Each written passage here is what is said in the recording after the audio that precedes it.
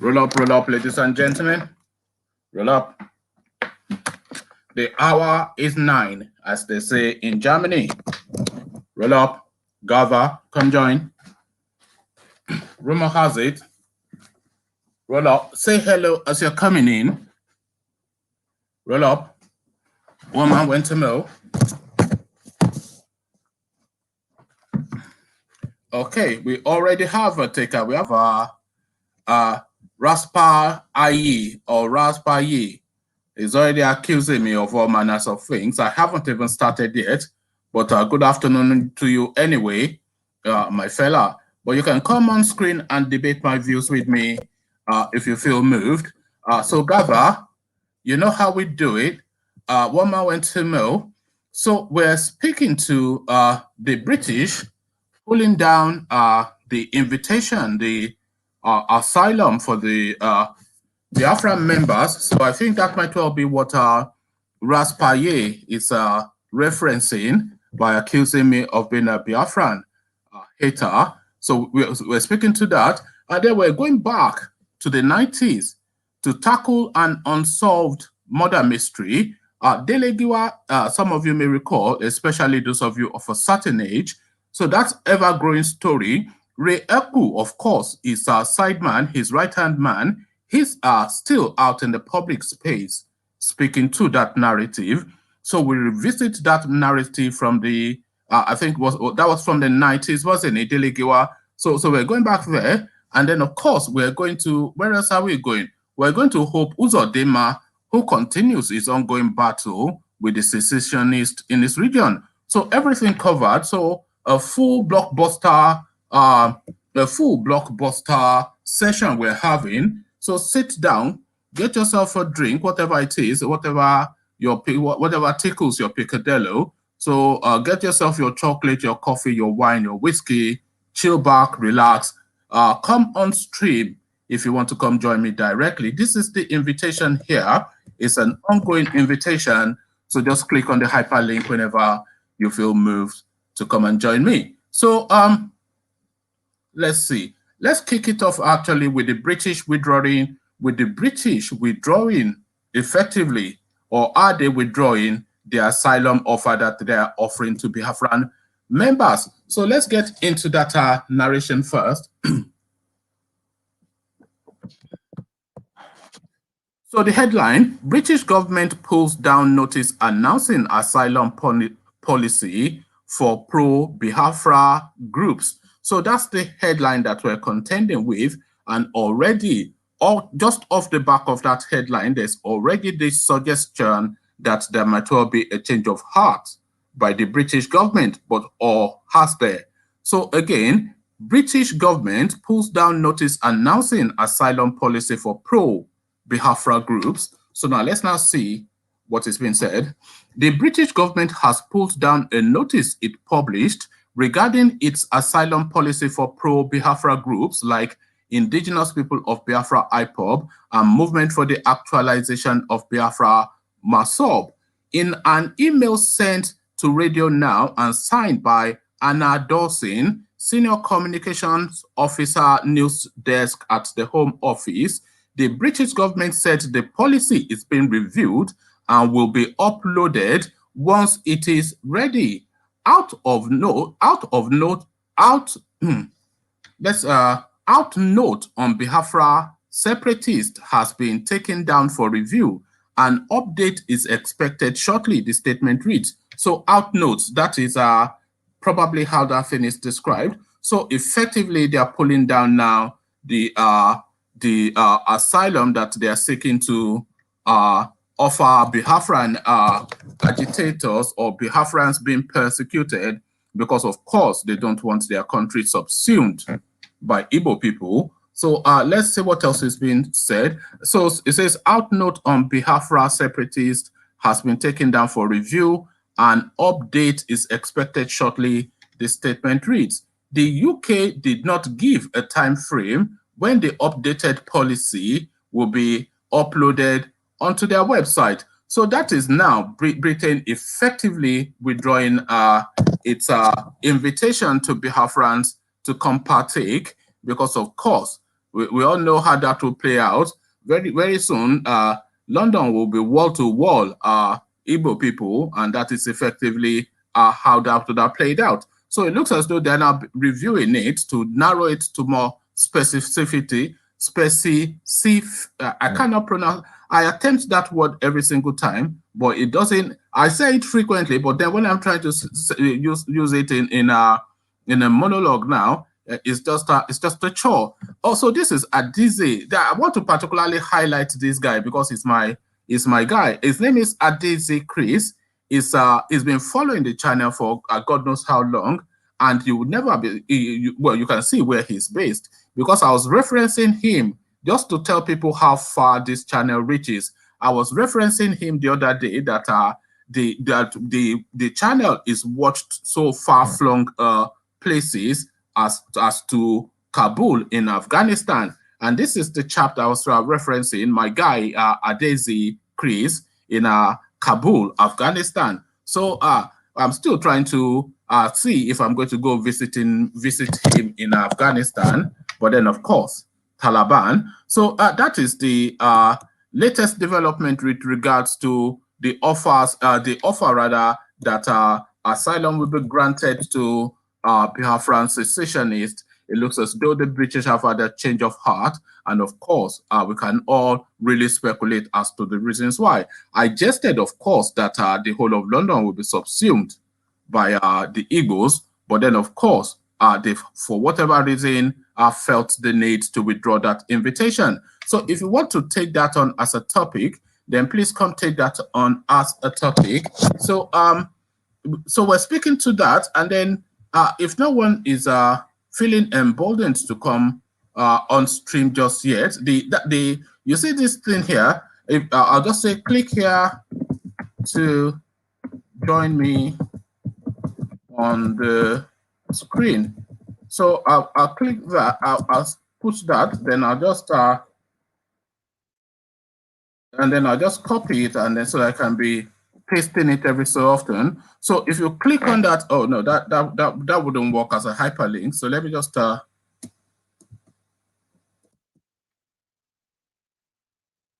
okay, just bear with me one moment to join me on the screen.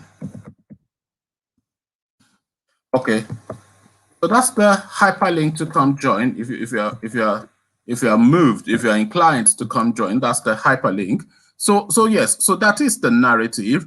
So we go next to Imo State, the never-ending yawa that is going on between Hope Uzodinma and the indigenes of the state, especially the secessionist movement. And the secessionist movement, of course, Mossab and Mossab rather, and Ipob. So latest development in Imo State, 50 suspects arrested in connection with Imo attacks. So Hope Uzodinma talking tough and blowing hot. The headline again, 50 suspects arrested in connection with Imo attacks. So let's see now what's going on in Imo State. 50 persons have been arrested in connection with the recent attack on Owerri Correctional Center and the police command in Imo State. So, of course, we all saw the images and we all heard the reportings of the prison break in Imo State, where like the prison was just broken down completely and all of the inmates just streamed out. So it looks as though now they are now sweeping people up, especially those escapees, I'm assuming. So that explains then that headline. So we take it from the top again. 50 persons have been arrested in connection with the recent attack on Owerri Correctional Center and Police Command in Imo State. The state governor, Hope Uzodinma, disclosed this to State House correspondents on Friday after meeting with President Muhammadu Buhari at the presidential villa in Abuja. The governor said he had requested from the president an improvement in manpower and logistics for the security agencies in the state. He said, as at last count, we arrested 40 to 50 people who also made useful statements and confessed to the crime. So I'm not quite sure who is being arrested. Is it the inmates that broke out that are being rearrested, or is it the people that facilitated, that carried out the break-in that have been arrested? So there's no clarity in that, but as ever with Hope Uzodinma, there's never clarity in anything. He continues, I continue to tell you that this issue of banditry is something we must all rise up to condemn and then support security agencies to be able to provide an enabling environment for people to go about their business without fear of any molestation. He also spoke on the constant call. So this is now, because you never hear Hope Uzodinma speak in public without him having a dig at the secessionist movement, which of course, as I said, is encaptured in the embodiment of Ipob and Masob, etc. So again, quickly he speaks to that particular group, those particular groups. So he also spoke on the constant calls for secessionists by agitators. Well, I don't know the meaning of crisis. Is it the call for secession? I don't think that I will support any call for secession.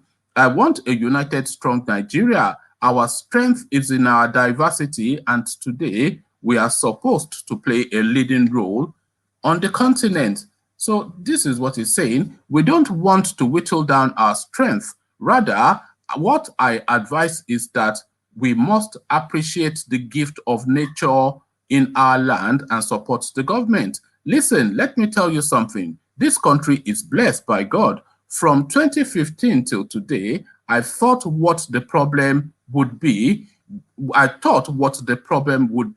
People saying that there is no job creation, people not feeding, salaries are not paid, infrastructures going down, social interventions are not approved by government.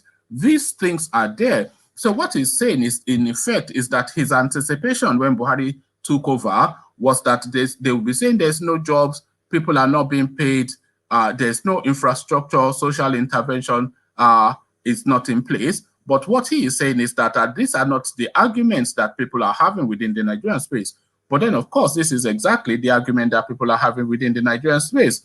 Go to any major city in any part of the country, and you'll see young people walking aimlessly around midday on a working day of the week. And when you interrogate them, they will speak to you in crisp English and in an intelligent tone, detailing their search for work for 3-4 years, and they are still on that street parading themselves. So there's absolutely no jobs in Nigeria. And he's saying that people are now feeding. Nobody is feeding in Nigeria. You're a millionaire when you're eating 1 meal a day in Nigeria. It says salaries not being paid, but salaries are not being paid.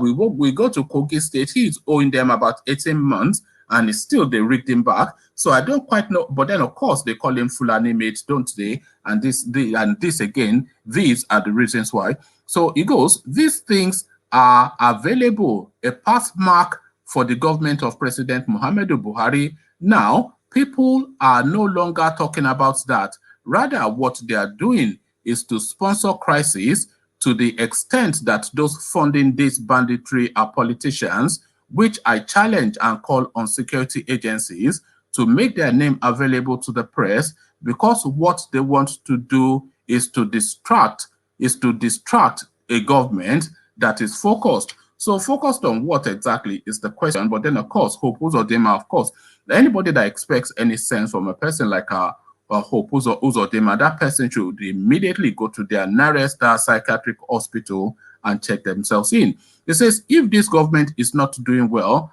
I'll be one of those that will declare the government is not doing well. So Hope Uzodinma, who came number 4 in the elections in Imo State, but then, of course, Malam Buhari then insisted that it is Hope Uzodinma that is going to be the governor of that state. And then he got his agents to go and make sure it's exactly that. And the popular will of the Imolites, which was Emeka Ehidioha, he was cut short and brought to an abrupt stop. And this guy that came number 4 has been installed. And what he is saying to us is that he will be the first person to criticize Buhari. So this is the nonsensity that we're contending with. Henry, we see you, but let me just finish off this narrative.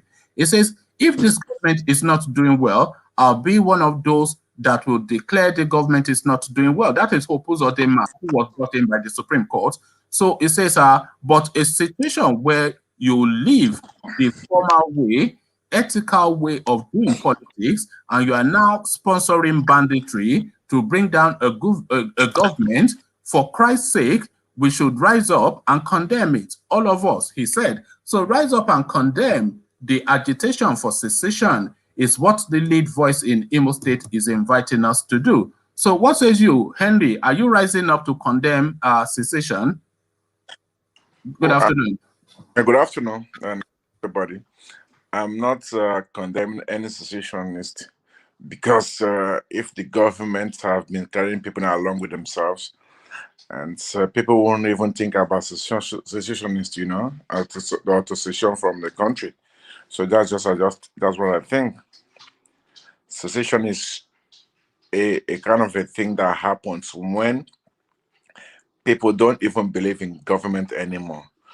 If the people who want to move away or to secede from a particular country decides to be getting more popularity because they provide things, security for their people.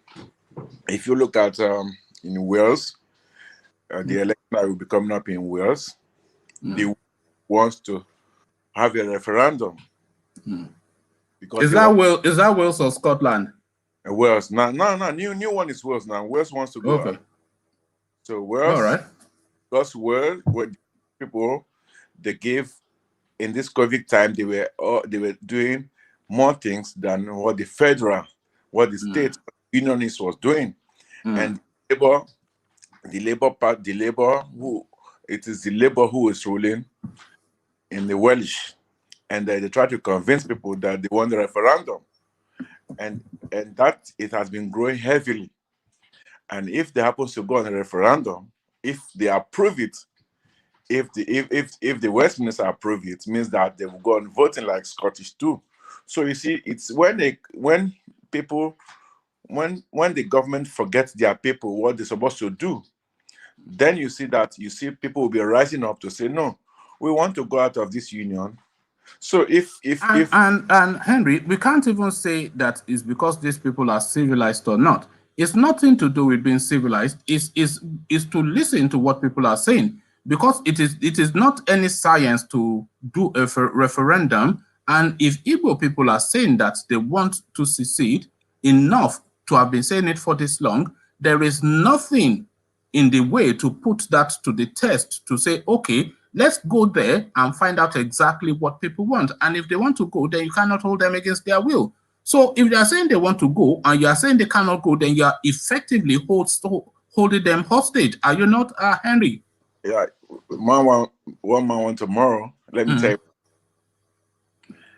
we are shouting on. See, before they will let Biafra go, the South is to go, because they don't in the West. They don't know anything like South.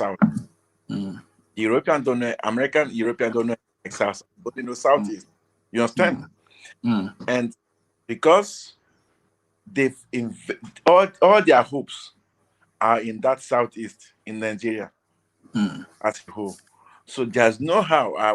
The other day I was speaking with a friend of mine, he's a parliamentarian. I asked him, I said, why do you know Biafra? I said, yeah, of course we know about Biafra. We know the people. Is that in Holland where you are speaking to? Of course. Yeah, you are speaking to a Dutch parliamentarian and asking him if he was aware of the Biafra movement. Okay, yeah, carry on. They know, but it's difficult for them to get the Biafra because the rest of the West is in Nigeria. And then I was sharing with a friend of mine. He's a Danish man. He lives here in The Hague. He's an expatriate. And I spoke the same thing with him. He said, Danish people have a lot of interest in Nigeria because they have a lot of investment. Likewise, Germany, like Julius Berger too. Julius Berger, look, Europe have only technology. They have nothing like mineral resources. Everything in Africa. Do you think want Nigeria to divide? No, Britain don't want, but Britain want to have their own referendum, but in another place they don't want. You understand? So this is a thing that people don't really understand. People can only take it by force, or do one nation can take it. Do one nation? Yes, this is what I'm thinking. It's the perfect storm. People are insistent that I don't really understand what is going on, you know, Henry. You'd have thought that with all this agitation, any sensible government would take a softer touch, a softer tone, put a bit of money in that region, show them a little bit of love, and then try and romance them out of that idea. But rather than try and romance them out of that idea, these people are just sending gunboats and troops just to go and keep killing people. And if you are killing them, if you go there, if people see all that killings going on, even the people that were not of the thought of Biafra before will say, maybe this Biafra idea is the way to go, because I'm saying I'm a Nigerian and the state is coming here to kill me all the time. So I don't understand what the logic is behind the aggression which is being used to respond to this secessionist thing, because it's an go on. Let me tell you one thing, which I've seen. If the federal government were smart enough, I'm not secessionist people who want to secede from Nigeria, who want to. So if exactly when they did that, I think the airport in the southeast, and I watched it from Njenje Media TV also. It was so beautiful. Even it's done in the west, that when you are building, when you have two airports, you have one cargo tourist airport and one international airport. The same way they have it in Port Harcourt. Kano, they have international. Borno have international. Other one have international airport. But government's supposed to see that, okay, let us give these people. Is there not one in Enugu? The one in, listen to me. The one in Enugu is... I think they were upgrading it last year or the year before Wednesday to make it... Let me explain politics there to you. Because I mostly speak with a lot of people who are in politics in Nigeria. You see, the one in Enugu is very close to the north. Right. You understand? So, if the one Enugu, actually, if you look at Enugu topographic, Enugu is close to north. In Enugu, there are some people, they are Ipob, but if they speak Igbo, you don't even understand them. They speak something that you don't, Igbo people don't understand them. So that the one in Onitsha would have been a kind of a thing to appease these people, just appease them, and sometimes you throw, and in Yoruba language, you sound like you need water. Yeah, so have you got water? Yeah, Yoruba language. When you pour cold water on the ground, you mash cold water and you have peace. But if they had sensible enough, they all went there to look at the people, Senate or something, Senate, they went to check the airport. They were just say, okay, we give the airport 2 flights per week or 1 flight per week. This is politics. This is just politics. It means that you don't want to give them a regular flight, but you give them only one flight per week. You see the politics there.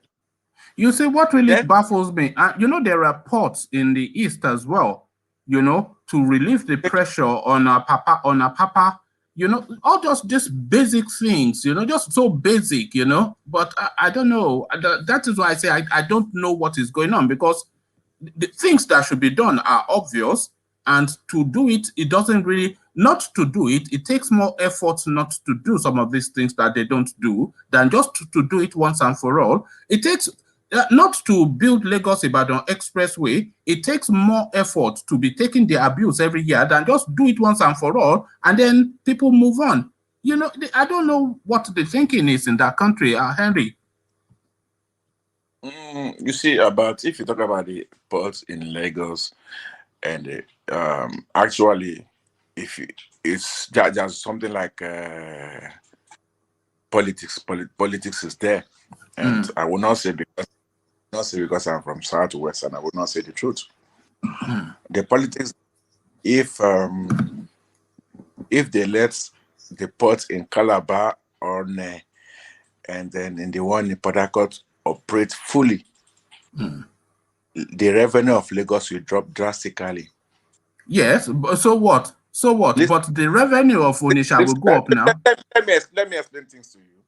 Then, if you look at when this man who is the former governor of Borno, when he was talking with Amosu. Oh yes, I've got that. Yeah. It's just a politics they play in the game to checkmate and to put Igbo people at the corner. And then when they put this boy at the corner, one day they will fight back, and that's what they are saying. Definitely, why I'm saying that is that the Lagos port would have been a place. It's a commercial place. Everybody will import what they want to import, and then the pressure will reduce. In Lagos, if you look at the intro of people coming to Lagos, it's too much. It's because of that port. So, and they use that port to bribe, I would say, somehow to bribe the Southwest politician. It just doesn't make any sense, because the Lagos port, it cannot carry the weight of the Nigeria is the largest economy in Africa, and you are saying that one port should carry the weight of what 500 billion, almost a trillion an annum economy. It cannot carry the weight now. The weight is too heavy. One man try to get these things right. You see, what you don't know is that the North don't live in Lagos. They don't live in Southwest. They don't want to care if the road is not good or dirty. They don't care. They just want to reap the money and make mess of the Southwest and keep on getting to repair their own place. You understand? So, and then they knew actually that people in Southwest started getting irritated with what is happening with the state of government. They said, let us put Lagos Ibadan expressway. I can for me to drive to Ibadan is not far. It's just how many minutes? What they put the train? Doesn't need train.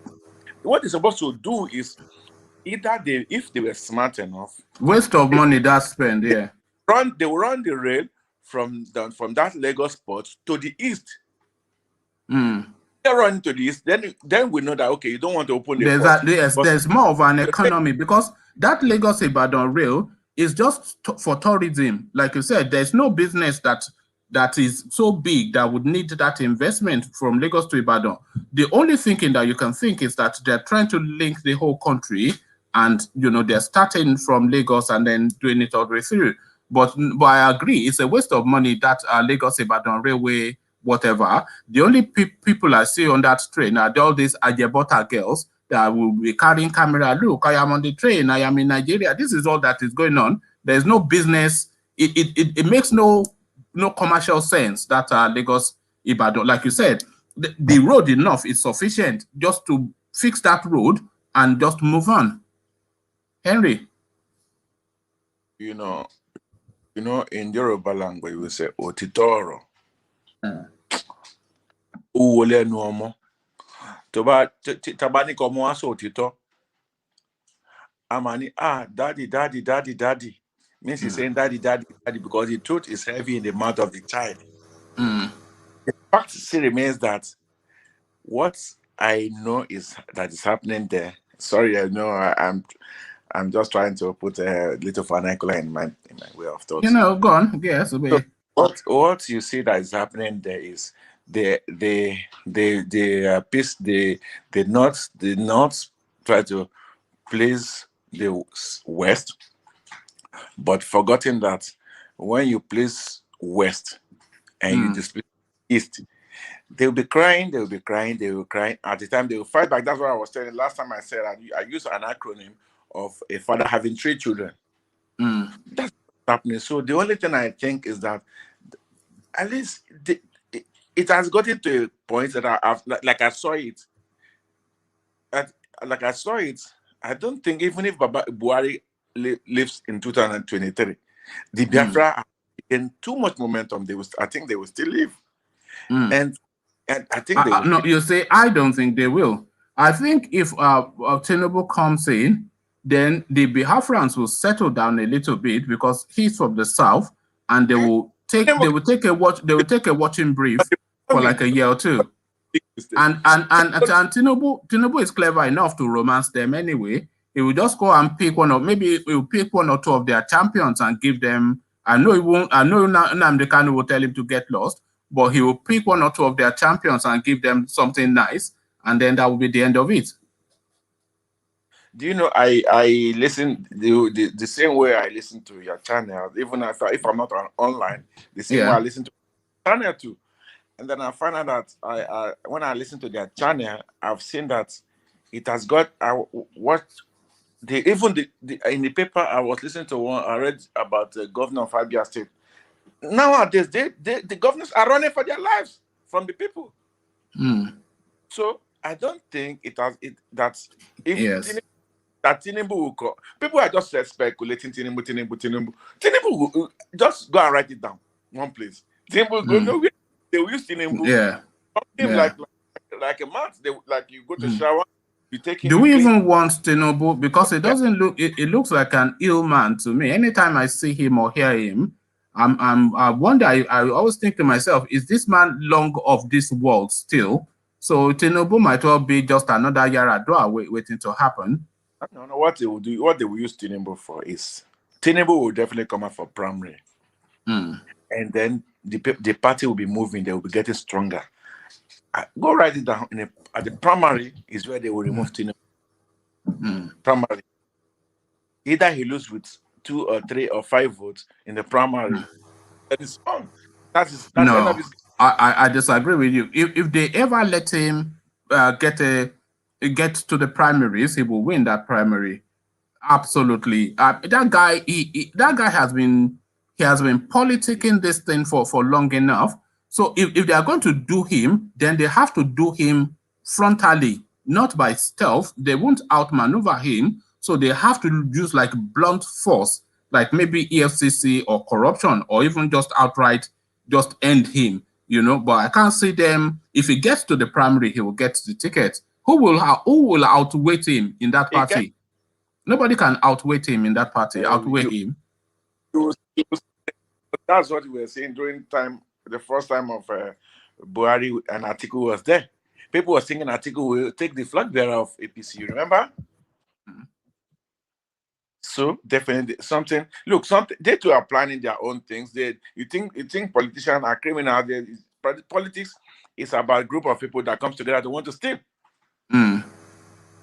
It's not they are one. They don't have anything in their this.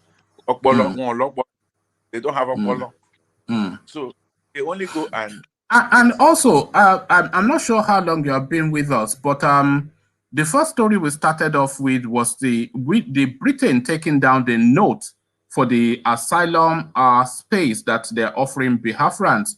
So they're saying that they're taking it down to review it. So I was then interpreting that as a withdrawal of that asylum, and I joked a little bit that they don't want Igbos overwhelming London. But what do you make of it? The Britain effectively withdrawing that offer of asylum to Biafran separatists. Why they withdraw that the asylum is a diplomatic reason, because they want to protect their interests.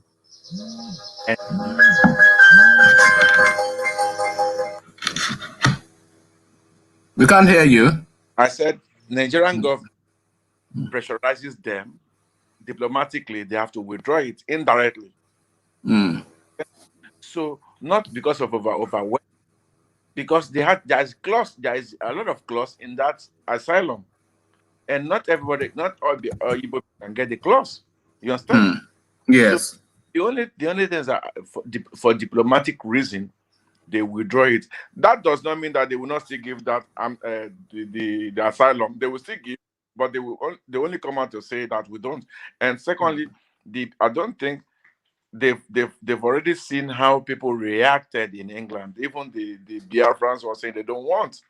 So, and if they say they don't want, they don't want. So we have to remove it, take it back. Yeah. I mean, even for me, it doesn't even matter that they withdraw it or not, or even if they mean it or not.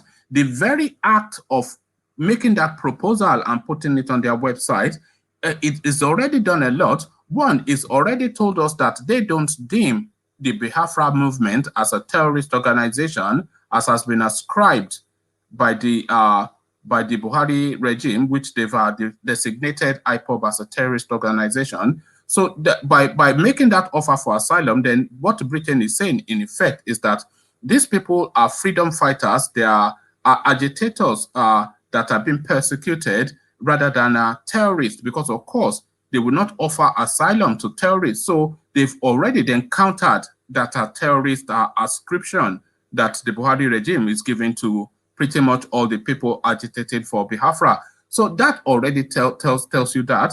And also that tells you that what they are saying is that they back that movement. That is what that says, because if they are offering them asylum, then of course they are telling us that they back them.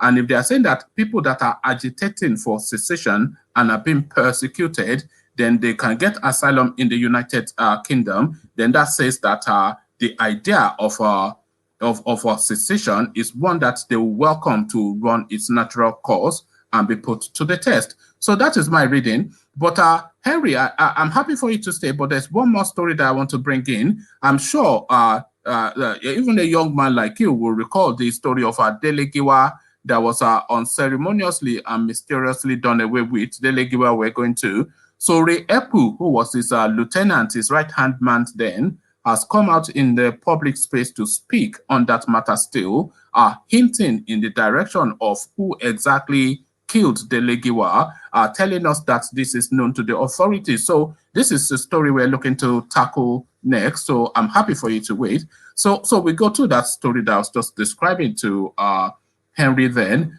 Dele Giwa, of course, a lot of you, anybody 40 and above, or even 35 and above should know the name Dele Giwa. So Dele Giwa's killers are known. Government not ready to do anything. Slain journalist associate Ray Ekpu. So Ray Ekpu and Dele Giwa, of course, when they say 5 and 6, this was probably the original 5 and 6 within the Nigerian space. Both journalists, totally unrelated, but of course, almost like bosom friends, you know, just hand in hand, cheek by jowl all the time. But alas, we all know what happened to Dele Giwa. The first and only instance that a letter bomb has been used to finish somebody within the Nigerian space. So this guy now has the ignominy of being the victim of that particular way of dying. But his lieutenant now is still speaking on the matter. As again, Dele Giwa's killers are known. Government not ready to do anything about it. Slain journalist associate Ray Ekpu. So now let's not see what Ray Ekpu has to say. 72-year, oh God, I never knew he was, he's gone that old now. It's been that long. 72-year-old Mr. Ray Ekpu was a close associate of late Pop. So bear with me one moment. Okay. So 72-year-old Ray Ekpu was a close associate of late popular journalist Dele Giwa, who was murdered in Ikeja, Lagos. Henry, if you put yourself on mute for a moment. So 72-year-old Ray Ekpu, who was a close associate of late popular journalist Dele Giwa, who was murdered in Ikeja, Lagos State on October the 19th, 1986 with a bomb enclosed in a parcel.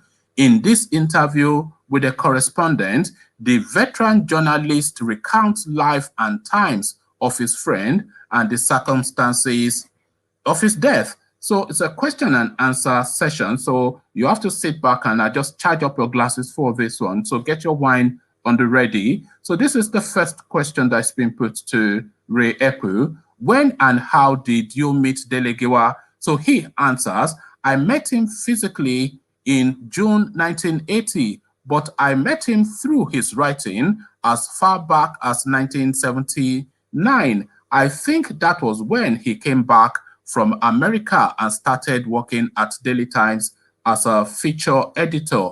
I was reading him avidly at that time. In 1979, I was editor of Nigerian Chronicle in Calabar, and I think he started working at Daily Times in 1979. I started reading him, and I admired his writing. So the next question being put, what was your first physical meeting like? What impression did he make on you? So in June 1980, we met physically in Calabar when a meeting of the Nigerian Guild of Editors was holding. As the editor of the host newspaper, I interacted closely with all the editors who came, and he, Dele Giwa, came to my office, and I took him round and showed him our library, which a young man called Iyankwo Oso was building for us at the time. We connected very well at the meeting. Then 6 months later, I got a job with Daily Times as the editor of Sunday Times. So in November of that year, 1980, I came over to Lagos and started work as editor of Sunday Times while he was editor of Sunday Concord. So we were meeting, and it wasn't as if we were not competitors. He told me that he told his staff at Sunday Concord that there is this guy from Calabar that the Daily Times have just employed as editor, Sunday Times. So you guys just have to sit up. So he doesn't beat us in the competition. But I didn't see my coming to Lagos as coming to compete with the great Dele Giwa. I just thought it was an opportunity for me to show what I could do in a larger space, which was the Daily Times at that time. But that did not affect my relationship with Dele Giwa. The relationship actually grew much beyond my expectation. We got really close, and each Saturday, if he finished his work earlier, he would come over to my office in Ikeja. Both of us worked in Ikeja. If I was the one who finished earlier, I would go to his office and sit down with him whilst he completed his work. Why did he leave his job in New York Times in the United States to come to Nigeria? So this is the build-up now to that Who Killed Dele Giwa narrative. So he's fleshing out their relationship. It was Dele Cole and Dr. Stanley Masibo who persuaded him to come back from America. According to the story, Dele Cole sent Dr. Masibo, who had also worked in the New York Times as editorial writer, to bring Dele home. So he brought him. Stanley Makibo was, I think, chairman of the editorial board at the Daily Times, whilst Dr. Dele Cole was the managing director. It was soon after the federal government had taken over the Daily Times, and Dr. Dele Cole, who was working in the cabinet of the federal government, was made the managing director. He started bringing staff members from wherever he could find them to build the Daily Times. So the next question, for how long was Dele Giwa at Daily Times before he left for Concord? So of course, Dele Giwa, he went through a series of newsrooms to land on that is Newswatch, famous magazine that he built with well, not just with Ray Ekpu, but then there was a Yakubu something. So I think we'll probably get a mention of that in the course of this. So the next question being put, for how long was Dele Giwa at Daily Times before he left for Concord? I am not sure, maybe a year plus. The late, that is MKO Abiola, was just building his newspaper at the time. So he went everywhere looking for people. I think Dr. Doyin Abiola was also in Daily Times. Yakubu Mohammed was at New Nigerian. So Abiola brought people from different places and paid them salaries they could not refuse. So I don't think Dele Giwa stayed at Daily Times for a year or two. He didn't stay. He didn't stay for long. So it carries on. Outside the office, what kind of relationship did the two of you have? He answers, we were very close. We were seeing each other every day or phoning each other. I don't think there was a day that any one of us was out of town without communicating. Both of us lived in Ikeja, a short distance from each other. So we were going to each other's house, and there were also phones in our houses. So we were seeing every day. The relationship was very close.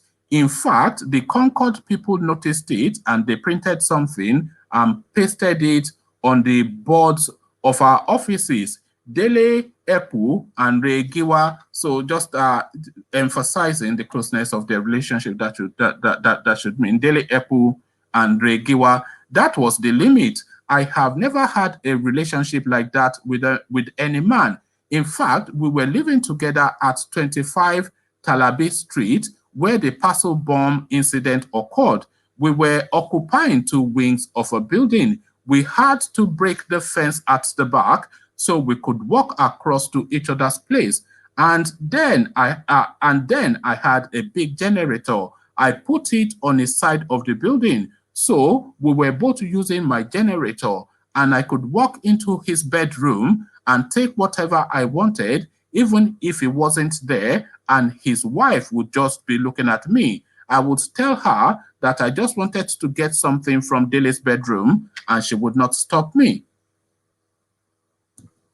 I was the one who introduced his wife, Fumi, to him. I met Fumi in the master's program at Unilag. I went back in 1982 to do my master's in mass communication while I was editor of Sunday Times. I met Fumi in the class of 1982, and Dele hadn't got a wife at that time. He had already divorced Florence Itagiwa. So Dele got married to Fumi, and I was the best man at the wedding. So he continues to flesh out the relationship before he lands on the point that we're really looking to find out more about. So the next question, what do you think he admired about you and you about him that made your relationship that strong? I think we had what one called shared values. Both of us were passionate about journalism. Both of us were passionate about good writing and style of writing. So for us, journalism was not just a question of matters,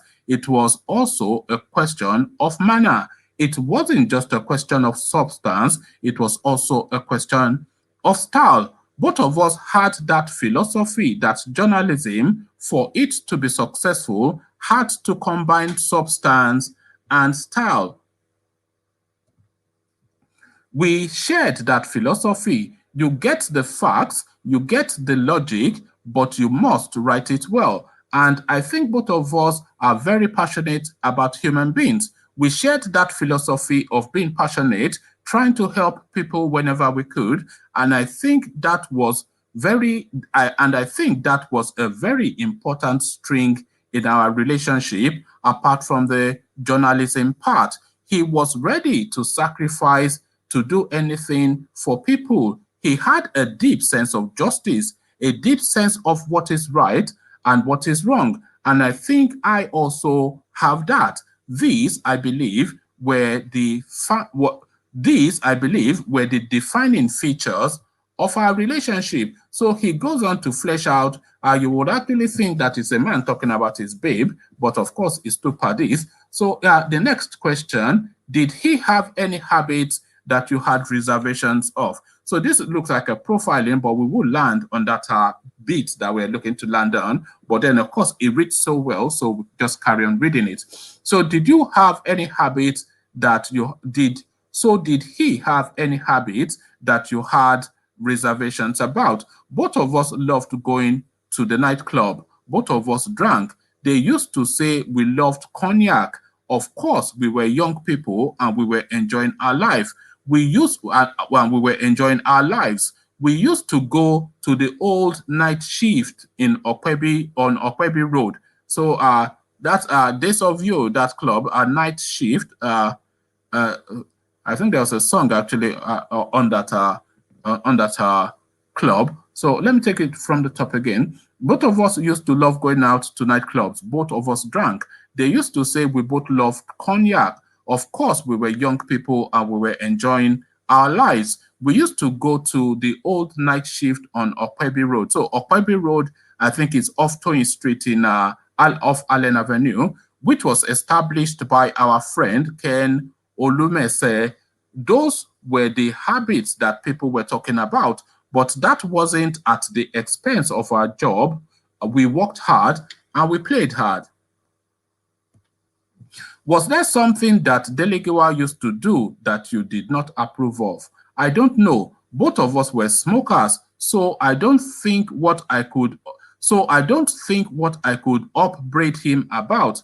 There wasn't, I can't say. Maybe I was too close to him to observe the vices that other people might have observed. What about you? Was there a habit that you had that Dele complained about? I don't know. If you know, just mention. Then he laughs. But I wasn't there. I probably think I was too blunt. And that I probably think I was too blunt, and that is from my mother. But Dele Giwa was blunt too. That was the weakness that I have, and I haven't been able to change, and I haven't even tried hard enough to change. I believe that if I say it the way it is, you will understand where I stand, and that has got me into trouble a few times with people and government. So the next question, so Dele Giwa did not have any issues with the fact that you were blunt. He was blunt like me too. He was smoking like me. He was drinking like me. He was partying like me. So I don't know if people are good or so I don't know if they are good or bad habits, but those were the things that young people in those days were doing in Lagos. And maybe the girls were coming round too, because we both dressed well and we had a few cobbles in our pockets. At that time, journalism was good. We were well paid. I don't know the situation now. You said he drank and smoked. What was his regular drink and what brand of cigarette did he smoke? Do I even remember anymore? I can't remember the brand. We used to bring these cigarettes in from the United Kingdom. We will buy rolls of it and bring it to Nigeria. But we also smoked some Nigerian brands. I don't remember. It's been that many years ago. He grew so this is the next question. He grew a unique mustache. Who was his barber? Did he visit the barber or did the barber visit him? So these questions are a bit, I don't know. This is the answer. I don't know. How will I remember that? I can't remember. So it carries on. You said he had a deep sense of justice just like you. If the victim of that explosion, so we're now getting to the territory that we were looking to land on. So bear with me. Just bear with me one moment. Yes. So yes, it says, you said he had a deep sense of justice just like you. If the victim of that explosion were someone else rather than him, do you so this listen to this question, by the way, because this is a loaded question. So listen to how this interviewer loaded it. So he said, you said he had a deep sense of justice just like you. If the victim of that explosion were someone else rather than him. So now listen to this bit. Do you think Dele Giwa would have unraveled the murder and uncovered the killer, given his pedigree as an investigative journalist? So what this guy is saying, in effect, because you have to read between the lines sometimes, is that if this had happened to you, this guy would have gone to hell and high water to get justice for you. So how come then you've just let this thing go and you have grown well and aged to 72 with all your children and grandchildren around you, and but this your so-called close friend was cut short in his prime? So that is how I am understanding that question. Maybe I'm being too cynical, but that is how I feel that our comment is loaded. So he answers, I don't know how he would have unraveled the murder. I don't know how he would have unraveled the murder other than how it has been unraveled already. It's been unraveled already, and we have said that at several press conferences. We have published it. We went to Okuta panel in Abuja. We made presentations. So the killers are known. It is just that government doesn't want to do anything about it. Even Okuta panel said the Ibrahim Babangida government was culpable. It was prima facie culpable, but there has to be further investigation of the matter. A man who investigated it, the former CP of Lagos State, was there at the Okuta panel in Abuja, and he gave his own view of what he found. He asked for the government to allow him to interview some of the people whose names we mentioned. The government did not allow him to interview them. So what more investigation could anyone do? The killers are there and known. The Okuta panel was definite. It wasn't dancing around the issue. So it is not a question of whether Dele Giwa would have found the killers. We found the killers, and we said so in, sorry, let me just scroll up. We found the killers, and we said so in no unmistaken terms over the years. The people were subpoenaed to appear at the Okuta panel. The sitting president at that time, President Olusegun Obasanjo, appeared before the panel to answer whatever questions. Some people rather went to court and asked the court to stop them from appearing. So by logic, if somebody accuses you of murder, will you be running away from it? Wouldn't you say, let me go and clear my name? But these people who were accused of assassination, and then they ran away instead of wanting to clear their good names.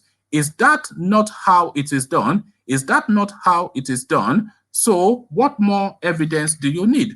So of course, just really to pause there for a moment, the fact that somebody refuses to appear is no indication of guilt. That is one, because for whatever reason, they feel that they might not get a fair go and a fair hearing at the panel. Then, of course, the fact that they did not appear before that panel is no indication of their guilt or innocence. So we just have to look to that, because that is what law actually says. And that is not me absolving anybody of anything, but I think Ray Ekpu should have known better than to make that statement. He carries on. Can you recall how exactly the bombing incident happened? Where were you?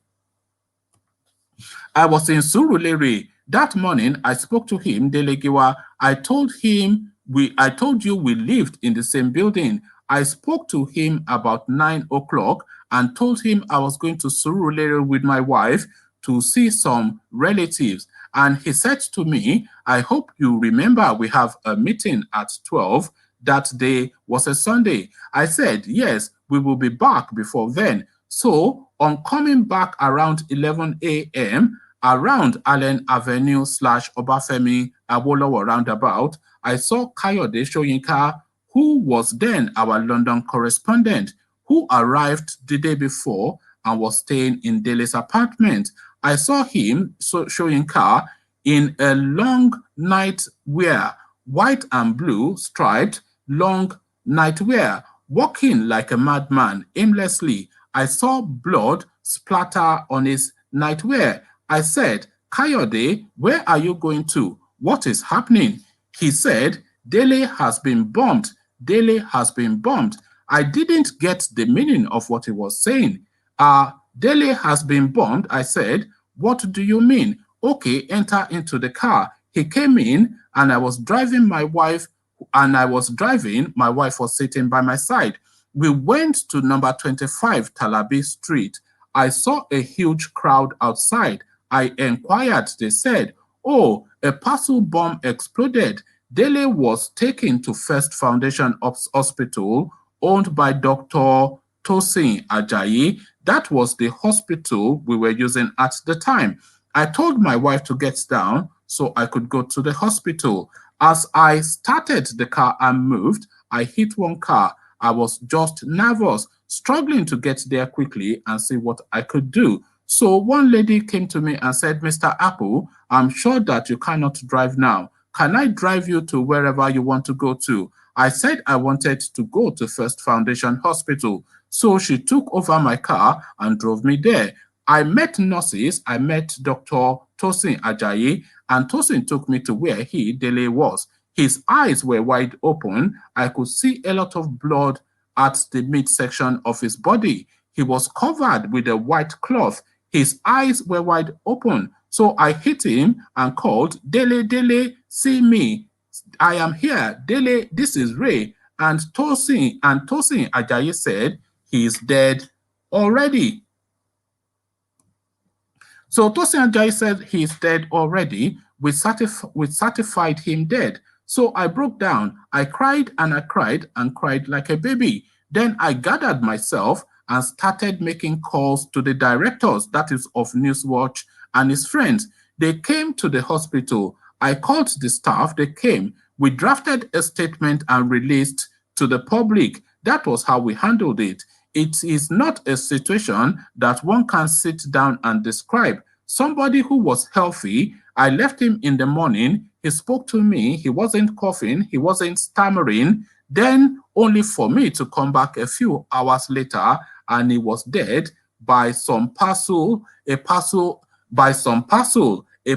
becomes a killer of my dear friend. Oh my God, how was I going to handle the challenge facing us? So it's quite a emotive and quite a blood-curdling sort of recollection. We some of us recall the narrative at the time, and it was just an awful dark period within the Nigerian space at that time. The challenge was not Newswatch. It was the challenge of facing the consequences of his death because, one, we needed to find out who did it, and would they sit back and let us do it, or they would come after us. People said to me at that time, you better go abroad and practice. You are next, because they know that what he knew, you know, they will come after you. I said, I am not going anywhere. We went around and brought all these people to come and work with us at Newswatch. I would then run away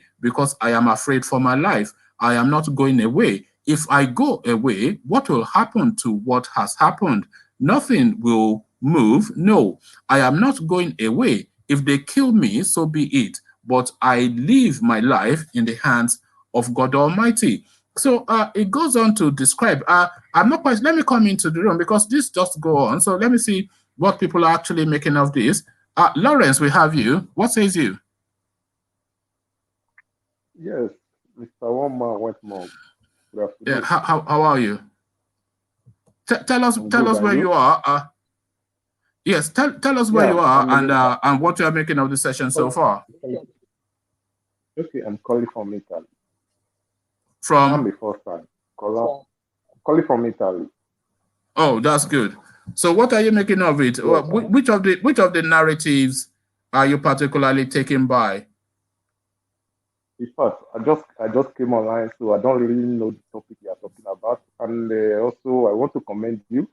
I love your program. I'm be waiting for one day to meet you. So I really love your program. And I'll be following you, I think, about a year or 2 years ago now. So, and your broadcast was somehow going one side. So then I dropped down. But later on, I realized that, well, no. Hold on. Why did you drop it? What side was it going? What didn't you like that made you leave and then come back? Because when I listen to your program, the narrative and other somehow were kind of like, concerning Nigeria, there was the dimension you were taking it to. So somehow I just feel like, please, I love this guy before, but let us not go that way, and I don't want to comment in a bad way. Then I step down. So later on, then I pick up the gas where I do enjoy your program. So I really love your program anyway. So that is just like it. Okay. So okay. Nice meeting you. Yeah, nice meeting you. So settle back and settle down. Let me just carry on with this Dele Giwa narrative, because it does go on, but then is really, because this is one of the singular biggest mystery within the Nigerian space. Who killed Dele Giwa is a question that Nigeria has been asking since the 80s, and this is one of the main protagonists of that scenario. So he comes now to add flesh to to really what is already in a public discourse. So I carry on. If you put yourself on mute, so we don't get a reverberation. Okay. Or maybe I should. Okay, if you know how to do it, then do it. So so he carries on. That was the major challenge. It wasn't even Newswatch, because we were courageous enough to pick up the pieces that same week. People never thought Newswatch would come out. It was devastating. People were coming every day and crying in our office from Monday to Friday. Every day we were receiving visitors. The police were coming, public members were coming, university people were coming, people from different countries were coming, people from different states, men, women, young people. They were all trooping to our office at number 62 Oregon Road. So I remember clearly because that was, I actually live around that area. So I remember the building. It says, on Friday, I then said to my colleagues, we shut the gate, we must produce the paper. That was what we must achieve. The paper must come out in spite of the fact that we are mourning. So we closed the gate on Friday, not receiving anybody. We locked the gate, I collected the key, we produced the magazine, it came out on Sunday. We met that challenge head on with the help of God. So it carries on. So the next question now being put to the chappie, I'm just alarmed that Ray Ekpu is 72. I thought it would be a man in his, 50s, thereabout. I never thought, okay. So the next question being put to him, it says, were you under pressure by your family to flee the country? Some members of my family thought I should leave. Some friends thought I should leave, but my immediate family didn't see it in that light. They thought I owed the company a responsibility. I owed Dele a great responsibility to stay and face it. They were praying for me and fasting and so on, but I didn't entertain that thought anyway, that leaving the country was an option. If you leave the country, the people who are looking for you, can't they find you in whichever country you are? Even when we got the International Editor of the Year award in 1987, we went to New York. Bear with me. Anytime I pause, that means I'm just scrolling the screen to get to. So we went to New York to receive the award. They sent some people after us in New York. They could have done whatever they wanted. So it didn't follow that if you left the country, you were free. They had people everywhere. How did Dele Giwa's parents take his death at that time? His father had already died. Only his mother was left. His mother was there in the village in Edo State, but his two brothers and two sisters were around. Then his son Billy, who was 19 at that time, was also around. His other children, two boys that he had in America with his American wife, were in America. So I wonder what's happened to his son now. Actually, I might well look up at that son to see what he's doing with himself these days, especially that Billy. The news of his killing went viral. What was the mood of the nation at the time? So he answers, the name Dele Giwa seemed to have stuck out because of the kind of character he was and the method of his killing. As of that time, we had never heard of a parcel bomb incident. That was the first and only one so far, and that changed the lifestyle of Nigerians at the time. In terms of how we received the letters and parcels, in terms of how we received letters and parcels, at that time, many organizations had to buy metal detectors to use in checking their letters. Those who did not buy metal detectors would leave the opening of the letter to them. Look at this. This is Nigeria for you. So listen to this part now. Those who did not buy metal detectors would leave the opening of the letters to their messengers and secretaries, so that if there was a bomb, the boss would not be the one that was dealt with. Can you imagine that? You know, so you are now cannon fodder for being an employee of a big man. Well, you're still cannon fodder anyway for being an employee of a big man within the Nigerian space, even till now. But some people who didn't want their personal letters to be opened, they tell their secretary, open the letter and just put it in the file. And everywhere you were, you saw people using metal detectors to check their mail and so on. And of course, the people in the post office had to buy metal detectors to check mails that they were receiving. It was a different lifestyle that incident imposed on Nigerians in terms of communication. So the next question being put to Ray, what is the most profound moment you had with him that you often recall? So fondest memories is what they're asking him now. I don't know whether one can describe this as profound, but let me put it this way. Whenever we sat down to discuss journalism, that was when we were at our best. Not just the two of us, the four of us. We would have a robust argument, robust discussion. That was the preparatory level of forming the company Newswatch and thinking of what type of publication we wanted. Those were the real profound moments because each of us had to do his own research, check around the world, look at the best newspapers, best magazines, and we wanted the best for our publication. The profound moments, the moments to remember, were those moments that we sat down to have a forensic battle on what a news magazine, an African news magazine, should look like. It was a battle of ideas. Those were the moments when your adrenaline as a professional was pumped. One enjoyed that more than going to have a drink at a nightclub and dancing and so on. Those were the profound moments.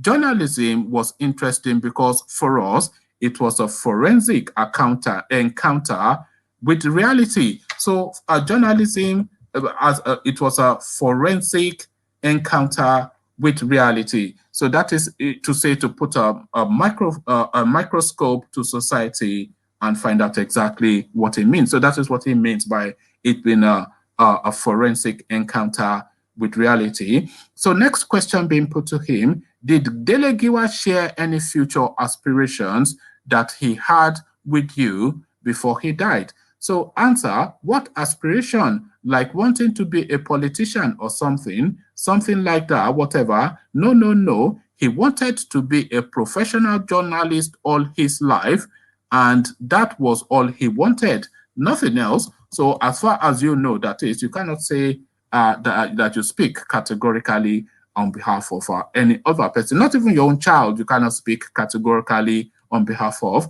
Next question, some said his relationship with the military government was too close for comfort.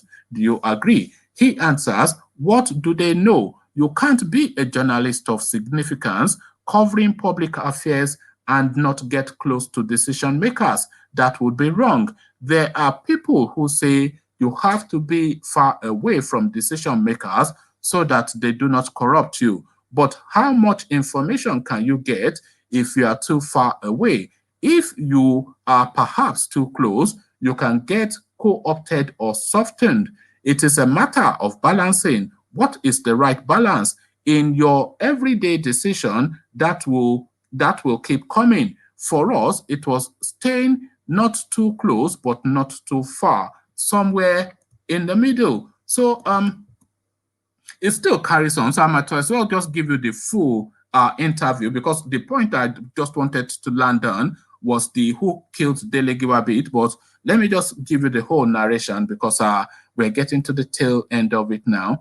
Was there any lesson that his killing taught you? So that was the, is that the last question? That's the second to the last question. So yes, we can just take it to the end. So that's the second to the last question. Was there any lesson that his killing taught you? And this is how Ray replies, oh, well, you know, the practice of professional journalism in Africa is made more dangerous because of the quality or lack of good governance in Africa, Nigeria included. So every journalist who practices in Nigeria, whether under the military or civilian government, is in trouble. He must gird his loins. He must be sure of his facts. He must be sure of his material. He must be sure that there is no mistake.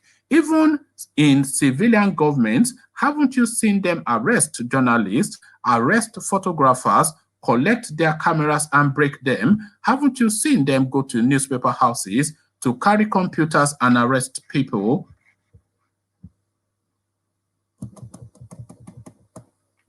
So, yeah, haven't you seen them go to newspaper houses to carry computers and arrest people? So, for me, as a journalist, you must have at the back of your mind the worst case scenario at all times. Many journalists have been killed since then.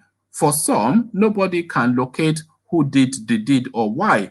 I have been detained 6 times, but they couldn't convict me. So we go on to the last question that was put to Ray Ekpu. Has the government honored Dele Giwa's memory? So our legacy now is what we're speaking to now. Has the government honored Dele Giwa's memory? And he answers, which government? No government has. We didn't expect any government to honor him, but we done it in our own bit here and there. We brought out some books dedicated to him. I am actually working on a compilation of his articles, which we hope we can bring out later this year to honor him, so that the young people who are just coming into journalism can also learn something from his style of writing and so on. So that is an account of that period. Who killed Dele Giwa is still a comment that continues to reverberate. Who you help? Who killed Dele Giwa is the question. Who killed Dele Giwa? Who killed Dele Giwa? Good afternoon. How are you? Yeah, I'm very good. It has been a while. Yeah. Yes. We cannot deny who killed Dele Giwa. We just elaborate. We cannot deny. We know it's the General Badamosi Babangida regime that killed Dele Giwa. Yes. That's a fact. I may not have the actual fact, but that's what all Nigeria assumption was in those days, in that period of time in the history of our country, and also in the history of journalism in Nigeria. And let's be honest, when Dele Giwa was killed, it changed the narrative of journalism generally. Yes, it changed it completely. Yeah, up to today. That's why you see there is no. If there is 100 of journalists in Nigeria, we only have one that can actually report the facts. And I knew people would disagree with me. I knew these people would disagree with me. But the reality is that out of those 100, one can actually give us the fact of what is going on in the country, even though in civilian regime. How can you tell me a good journalist can work in Nigeria in this particular government right It's not now? possible. You understand? You know what they do, who you help? They have this thing that they do. They call it mobilization. So a journalist goes to an event, then they give them the aid to the governor, the XYZ, the aid to whoever. It then gives them a brown envelope, each of them, as they are going. They say a mobilization fee, to the point that they've come to expect it now. And what is that mobilization? It's your 10,000 naira, your 100,000 naira, your $1,000, etc. So this is the journalism that they practice now. So how do you then expect that journalist that goes around collecting mobilization in brown envelopes to ever report anything that will be of any good to anybody? Who you help? Yeah, just for the fact, watch Channel News, how they broadcast their news. Channel News have been winning the award for the last how many years of Nigeria broadcasting. And what did they broadcast? Did they broadcast the fact of what is going on in Nigeria? Did they visit some of the village, what is going on? Did they visit some of the village and telling Nigerians how climate change have destroyed in Ondo State, in Delta State, in River State, in Bayelsa State, in all those states, how climate change has affected those states in the northern part of Nigeria? And yet, this Channel's television has been winning all the award, the best television station in Nigeria. Channel station has been winning that. When you come to journalism, actually, let's be realistic, there is no journalism in Nigeria. You may go to the school and come out and try to become a journalist, but the reality is that you are going to be corrupt, except you want to die, or except you want to lose your job. You know the sad part is there are brilliant minds in journalism in Nigeria, but there are no journalists. One of the ones that I really admire is a guy called Ruben Abati. I don't know if you're aware of him on Arise. Yes. When you hear that guy break down something, you're just subsumed, you know, you are captured by the way he narrates it. But then, of course, when you then come back and pause to your senses again and start to listen to the logic, you see the political bias right there. And he, of course, was an aide to Goodluck Jonathan. And when somebody was trying to pin him down on his own corruption, they'll say, let's not go there. I think it was Rotimi Amechi was saying, you used to give brown envelopes. He was accusing Rotimi Amechi of doing this thing I was narrating. He said, you used to give money to journalists. He said, well, you used to interview me. How many times did I give you money? He said, let's not go there. Let's not mention that one. You know, so they're all corrupt. Even the brilliant is just this is why I always say that we are doomed. Okay, let's put it this way. Yeah, let's put it this way. You know, the mindset of every Nigeria, that I think I've said it in one of your programs, that Yahoo boys don't just start in yesterday. Yahoo has been existing since 1960, before we get our independence. Our so-called leaders in 1960s, 50s, they have been a Yahoo to Nigerians. And then the problem is this: is that if a Nigeria become a Yahoo boy and fraud Nigerians, the police will tell you, oh, he didn't put gun in your head. But when a Nigerian fraud the outside of Nigeria, the police want to improve their image by telling the world we are doing a great job, and which everything is nonsense. We have Yahoo of the European in Nigeria, fraudulent Nigerian people of their resources every day. So my point is this: is that we don't have a good journalist anymore in Nigeria because everybody is scared of his life. Do I blame them? No, I don't blame them. Do I condemn what they are doing? Yes, they can resign from that job. Like, okay, why do you not blame them? Good. The point is this: Dele Giwa has gone. For example, if Dele Giwa would have had all his 3 children in Nigeria, nobody will support them. Nobody will support them. We don't, you know, do you think how many Nigerians today, let me be realistic to you, how many Nigerians today living in Nigeria, not the one abroad, not the one outside of Nigeria, how many people who is living in Nigeria are thinking of legacy of their name? That, oh, you know, I said it in one of your programs that we should be calling the so-called Yoruba Omoluabi. And a guy dispute that. He said we should say Omoduduwa. And I don't have problem with that. But how many Nigerians want to call themselves Omoluabi today? They can say it in phrase. They can say it in phrase. It's not about phrase now. You mean to live the life as an Omoluabi? Yes, a legacy. Yeah. Yes, a legacy. How many Nigerians can think of, okay, I want to have a legacy and this is what I'm going to do. I'm not going to be corrupt. I'm not going to pay bribe. Do you know, let's be realistic. Every Nigeria, 100% have paid bribe. Of course. Both the Christian, both the Muslim. Let me give you some example that it still tickles me today. This was when I was in uni back in the day. I was driving, you know, when they used to close the school. So sometimes I'll go and drop my mom at work so I can have a car for the day. So I'd gone to drop my mom at work and I was having the car for the day and I was driving back to say, what do I even do? So this police checkpoint then stopped me and they were saying, well, show this, show that. And I showed them and showed this. I said, okay, now what do you have? I said, he said, I have to give him, I think 100 naira or something, 1,000 naira. And I said, look, this is the last money that I had on me. So what I was going to land on is I gave this policeman the money that I had on me, and he gave me change. Can you imagine? We negotiated. It was like going to Mama Uchena around down the road to go and buy Coke. You give her 100. I was, you know, it's still in my head still today. That I said I can't give you all my money now. I said okay, I will give you change.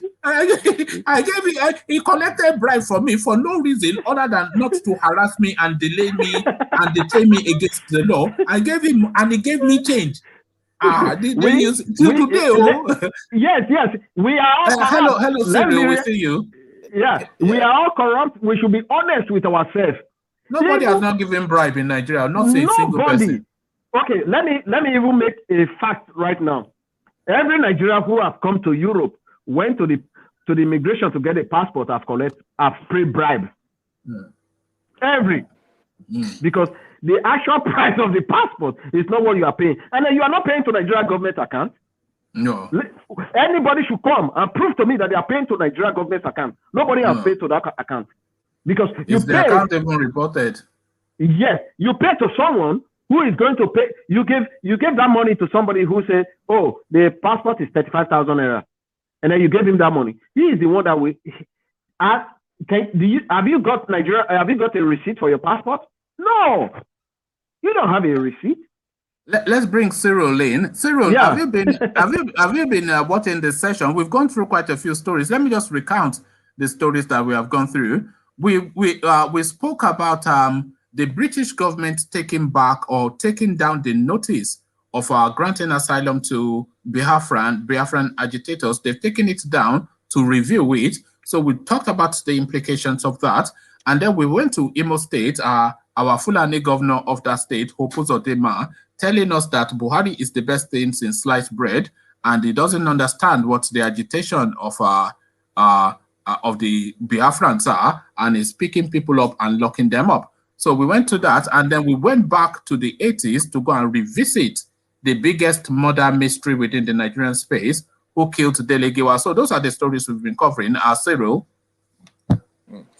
Yeah, I just joined, but I think I can still make one or two contributions to the stories that you've just listed. Foremostly, that of the British government reviewing the asylum is the invitation, I'll call it, granted to the indigenous people of Biafra. It is not detached from international politics. We saw how that the Nigerian government reacted to that asylum. And very well, we know that the British government benefit immensely from the Nigerian corrupt system. If not, the system would have not existed up till now, because they are the ones who have managing all their affairs and determining who become the leader or become the president in Nigeria to their own advantage. That is that I think they're trying to do a review. Probably they're looking at the competition that exists between them and China, because China is also coming into Nigeria big time, trying to heavily. If you see, just to interrupt you, trying to see how they can. Just to interrupt you, Cyril, that is something we have to tackle at some point. The alarming rate at which the Chinese are going into Nigeria is quite shocking. Reams after reams, after planes, after planes, after planes, after planes, packed with Chinese people, landing almost every day within the Nigeria. What are they doing there and what are they after?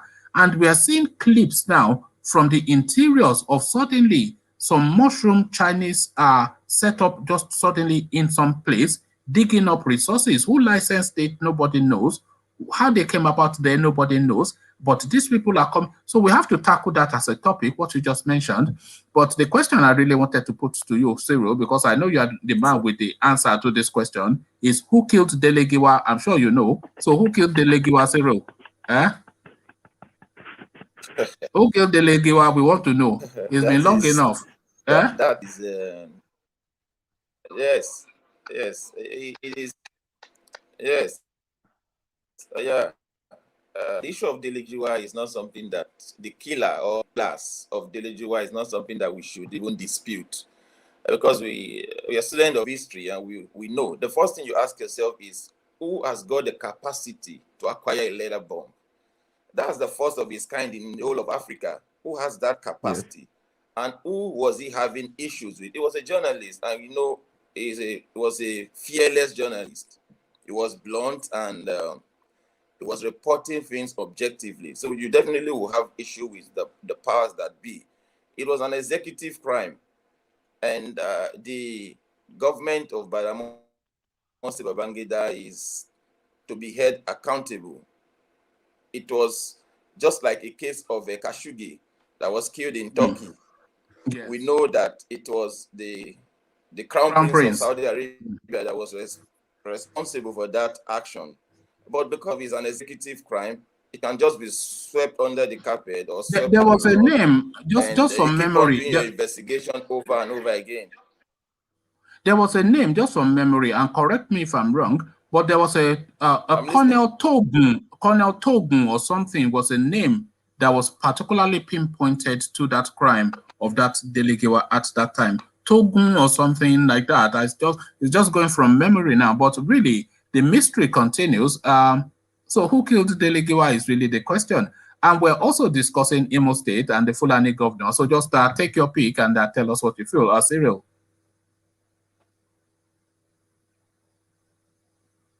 I didn't hear quite loud. I was saying that there was a name in the mix just from memory, a man called Togun that was fingered as actually being the actual person responsible for that killing. And I was also saying that we're also discussing Imo State with the prison breakout that happened recently. Hope Uzodinma going to Abuja and blowing hot and praising Buhari and telling everybody that he doesn't recognize anything called Biafra, and is going to make sure he deals decisively with all of them. So the Fulani governor, obviously acting like the Fulani maid, as they call him in Imo State, is acting Fulani maid. So all of that, I'm inviting your comments on.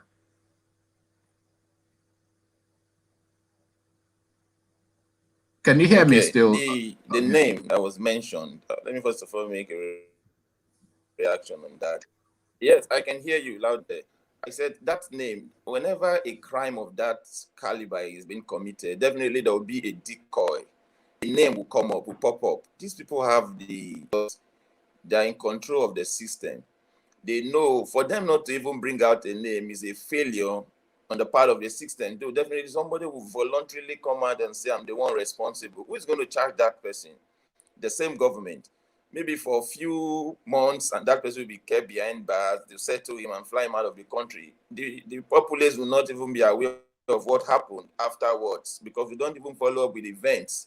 So mentioning a name is something that is just common. For those of us that have read some of these novels, Western novels, you see all of these decoys being put up so that they can distract you from the actual investigation. We know this. Let me give you another name, Cyril. And you two, who you help. Do you remember Gloria Okon? Oh. Because it was just what you said, Cyril, that they will just fly the person out and you remember Gloria Okon. If anybody remembers Gloria Okon, for our younger audience, can anybody please tell us the backstory to that Gloria Okon? So over to you guys.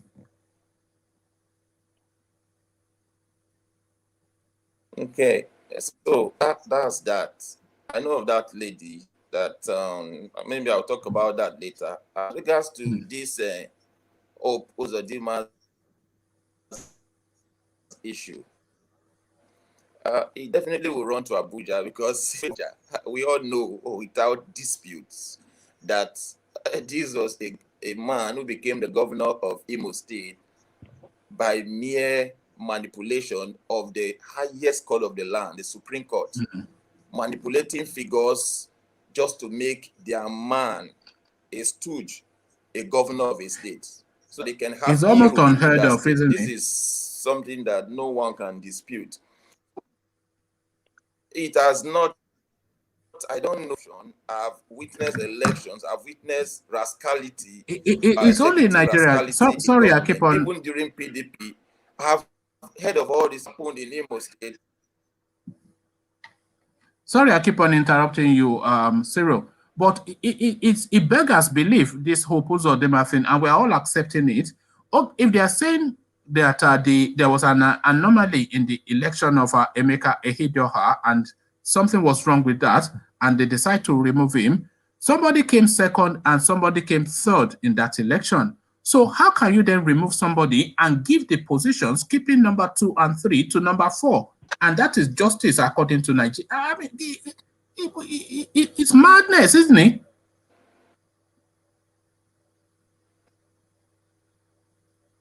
Cyril, yes, then I'll bring who you help in. This is the reason why. This is the reason. Okay, I said this is the reason why a lot of people do no longer believe in the electionary process in Nigeria. So when you tell people, go get prepared, go get your PVC and get ready for an election, they know that the vote they cast don't count. The only time that your vote will count is when the powers that be do not have interest in or vested interest in that local government or thereabout. When they have interest there and they are bent on winning that state, hook, line, and sinker, they definitely will manipulate figures. You can go to hell for all they we saw care. it in Kano State as well. Come to see that there is no hope.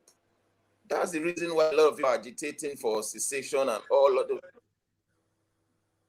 Yes, in the case of Gandu, it was obvious. Immediately they stopped that election. I knew that they want to manipulate it. Whenever they bring in their tactics of inconclusiveness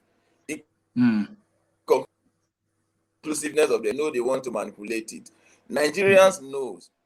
Nigerians are, we all know, but I don't know why it's so a reaction.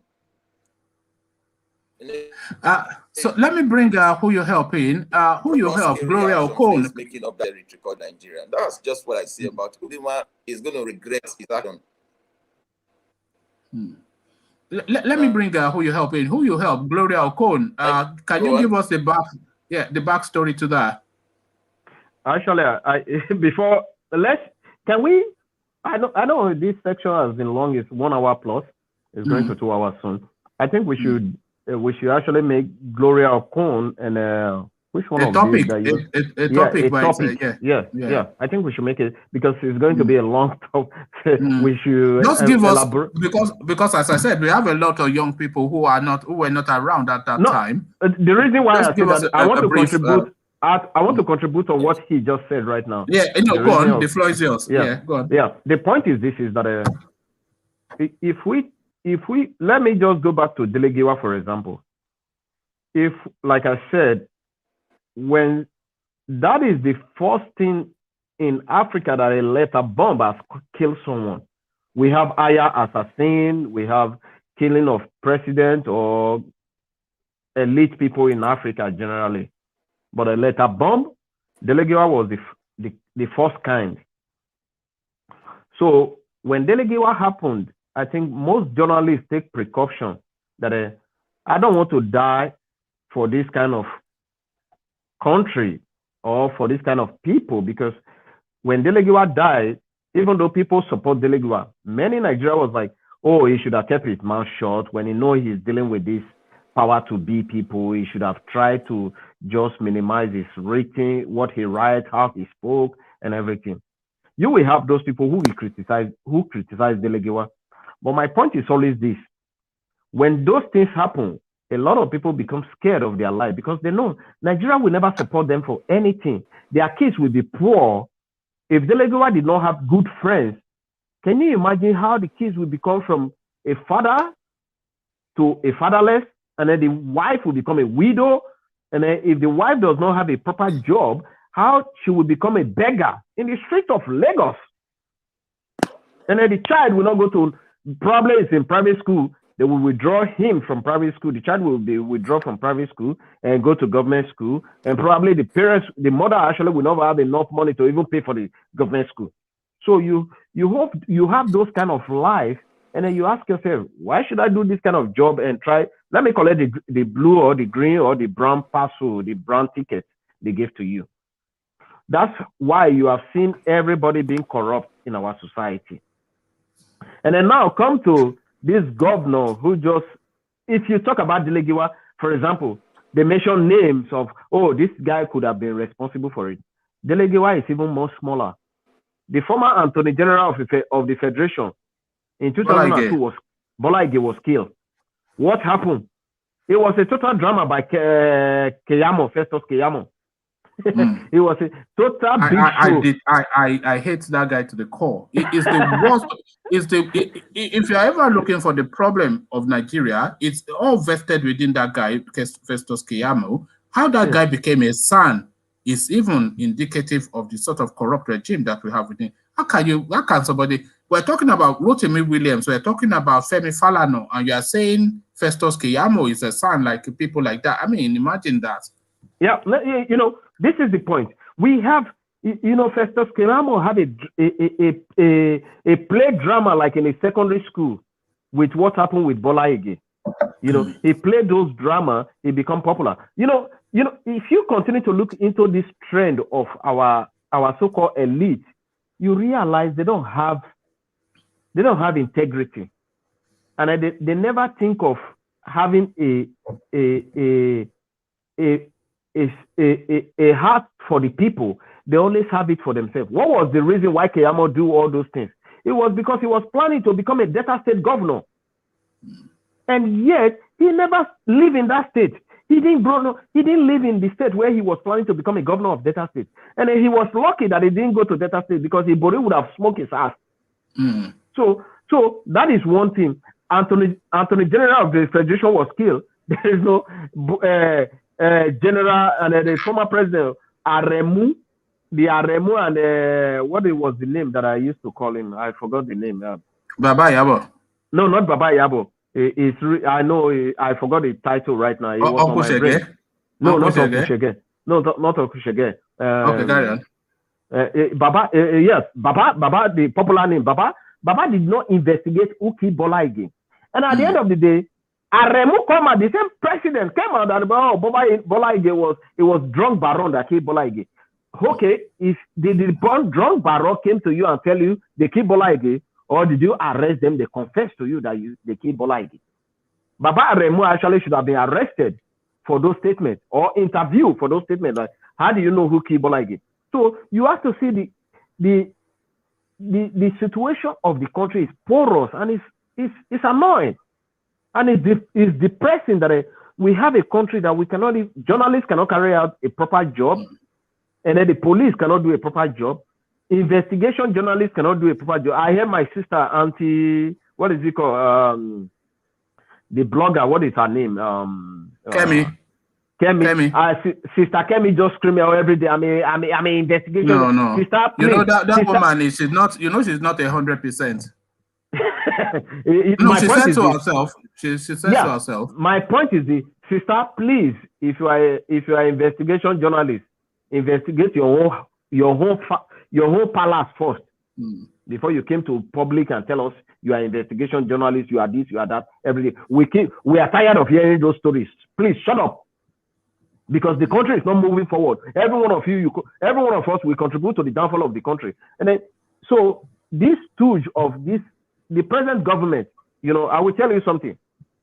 The present government, they know all the criminals, and because they have the power. So when you go against them, they just call the AFCC, investigate that guy. Simple as that. That was what they did to Walter Onoga. See how they removed him, because they have file on everybody. Yes, everybody, because Fela, I will keep quoting Fela every time when I come to your view. Fela say they put their military government, the khaki, they put on Adagba. And then the Adagba, what did the Adagba mean? Adagba means friends to journalists, friends to commission, friends to head of state. So you don't even have to quote Fela. You can quote Faust the bad boy. What he told us is that this is Nigeria. Everybody na criminal. So I don't think anybody can disagree with that. Everybody na criminal. Carry on. Finish your thought, then I'll go to the comments, and then I'll come back and take our closing remarks. Yeah. So when we have all these elements of crooks in our society, how do you? Okay, look at Lagos State, for example. Lagos State don't need any money from the federal government to sustain themselves. And I keep wondering why they keep praising Tinubu, that Obasanjo did not give Tinubu money, and then Tinubu worked hard for Lagos State. And I asked them, when Obasanjo did not give Tinubu money, when Yaradua bring that money, where did the money go? Because Yaradua paid Lagos State the full money that Baba Yabo did not pay. Where was the money? Where is the money? And how did they spend that money? Lagos State don't need federal money. They can generate money for the local, from the airport. They can generate money for the seaport. They can generate money for a lot of ways. They can generate. Every state in Nigeria can generate money from themselves. They don't need money from the federal government. They can generate money for themselves because they don't have a vision for the society. They don't have brain for themselves. So they keep waiting for money from Abuja, and then we crumble. I will tell you something now. You can Google it. Google this one. Oluwa Glass Company. Oluwa Glass Company was built in Ondo State, was built between Igbokoda and Okitipupa local government, Ilaje local government and Okitipupa local government in Ondo State. It's close to where Segun Agagu came from. Right. Segun Agagu, the former, the late Chief Segun Agagu is from Ijuodo. Okay, make the point so I can then I'll go to This glass company, Oluwa Glass Company, employed nothing less than 3,000 people or 5,000 people. It was opened by General Badamasi Babangida in 1986. Do you know what happened to Oluwa Glass Company now? What happened? If you go there today, I think, how would I put it in a proper way? It's filled with snakes and cockroaches. It's a snake and crocodile. Yeah. A company that employ 5,000 people is filled with snake and crocodile now. There is nothing. Let me go on to the comments. Put yourself on mute. So this is Elo. Most Biafrans do not want asylum, so Britain can cancel the gesture. So that is you speak for yourself. I don't think you can speak for. This is Adeze Chris. I must give him mention. This is my guy from Kabul. So he's an OG of this channel. He has been with us for long enough, and we even chat on Instagram. So a very good friend of mine from Kabul. Isaac says good afternoon.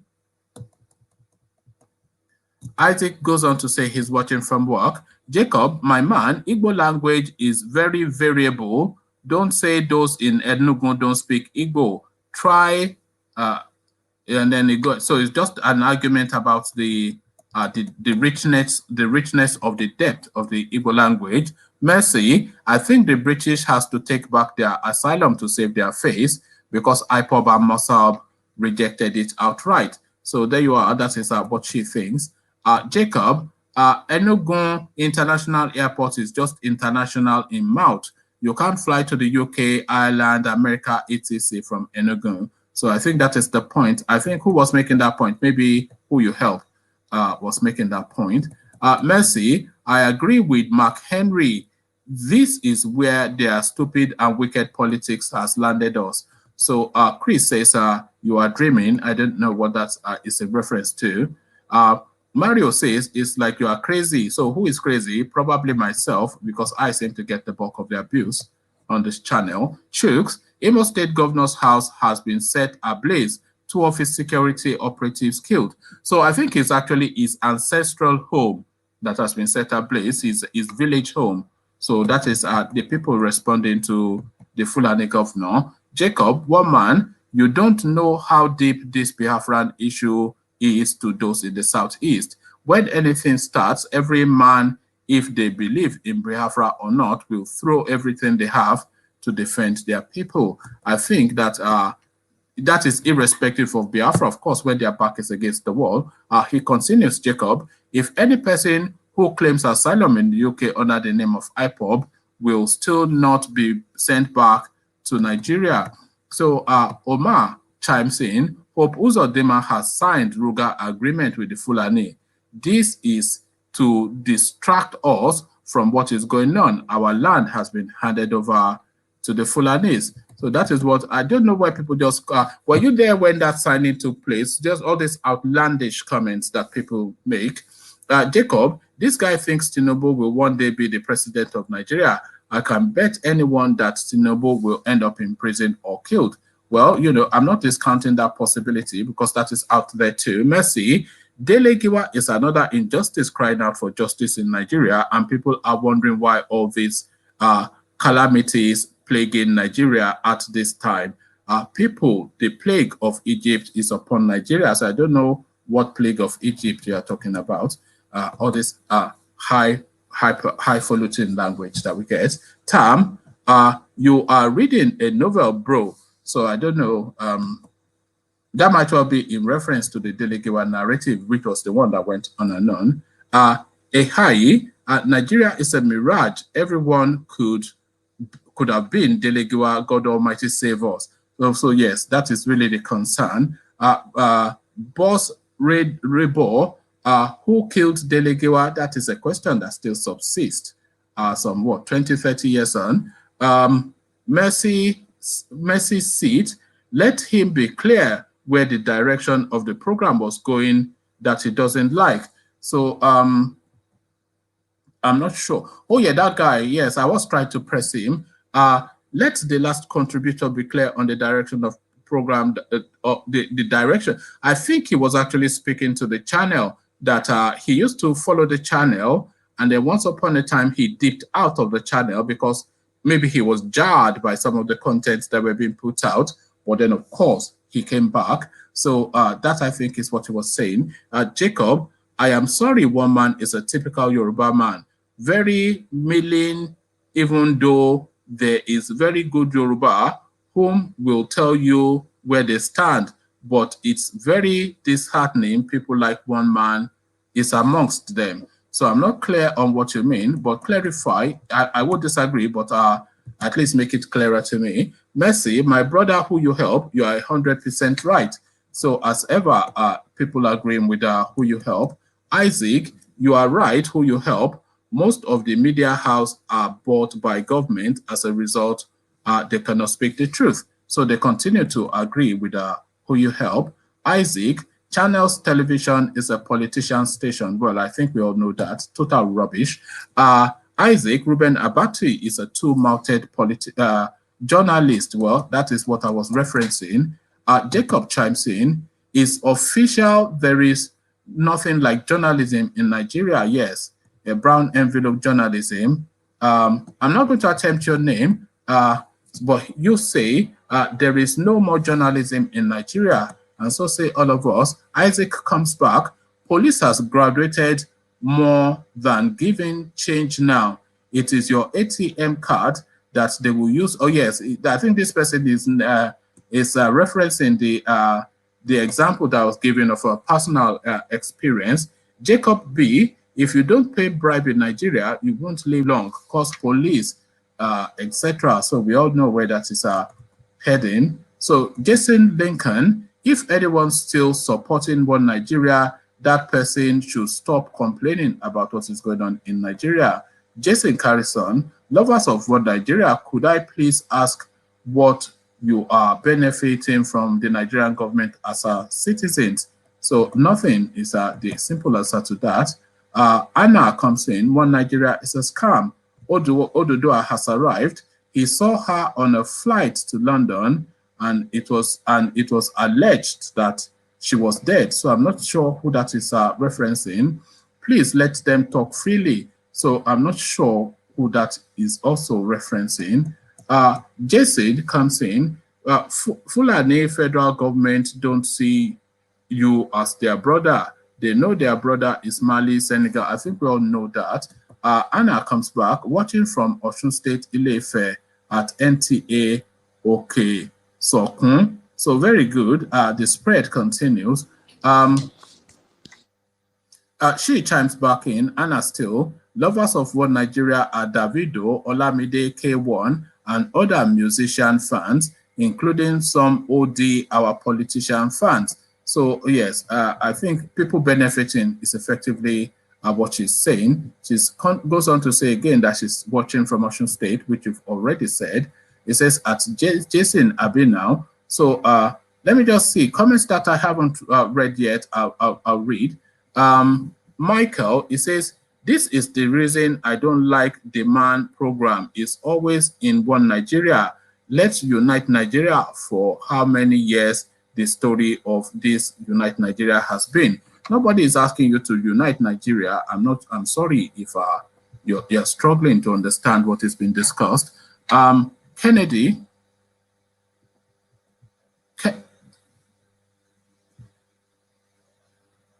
So Kennedy, this is the Gloria Okon narrative that I was trying to tease out of the people that were on the panel. Gloria Okon was alleged that she was the courier for the First Lady. There was actually a picture of Gloria Okon, Mrs. Vatsa, and Mariam Babangida back in those days. So there was a narrative at that time that the wife of the then president, head of state, Babangida, that in her previous life, she was a drug baron, and Gloria Okon was one of her drug couriers. So that was just a summary. It's more in-depth than that, but just a brief capture of that. So Odudua has arrived, Oluwo of Iwo. So say no more. You only have to mention that name, and we already know what to think. Rose, I am not a criminal. So we're saying everybody in Nigeria is a criminal, but Rose is exempting herself from that. Mr. Rock, Woman went to the moon. Good evening, brother. And good evening from Woman went to Mo to you too. Isaac, excellent analysis. Jay Smith, Nigeria is no more safe again. When was Nigeria ever safe?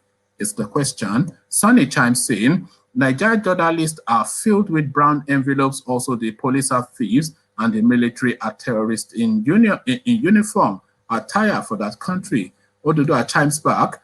It was said there is radioactivity occurrence around the area. We may never believe the lies. So around which area is the question. Oduduwa writes this long-winded piece, so I'm not going to attempt to read it because we're looking to sign off.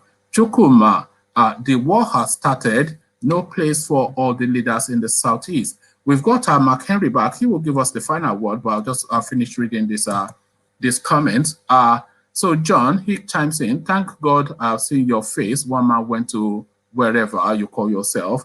You better repent. Your heart is full of hatred for Igbo people for whatever reason, I don't know. So that is his thought. Of course, not a full grasp of what is being said is what he is really saying. Chukuma rounds it off before we go to Henry. The power is no more in the hands of the leaders. The power is now in the hands of the masses. So, Henry, you join us just in time to round off. So just give us what you'd like us to take away, your summary of the whole session as we seek to say, as we seek to bring the session to a close. So, Henry. What I would just like to chip in is that that we should just be careful in the way we deal with the politician because they are not honest. Because he who dines with the devil has to eat with a long spoon. That's only what I would say, because Nigeria is a kind of a caricature and a theater country that they've turned it into.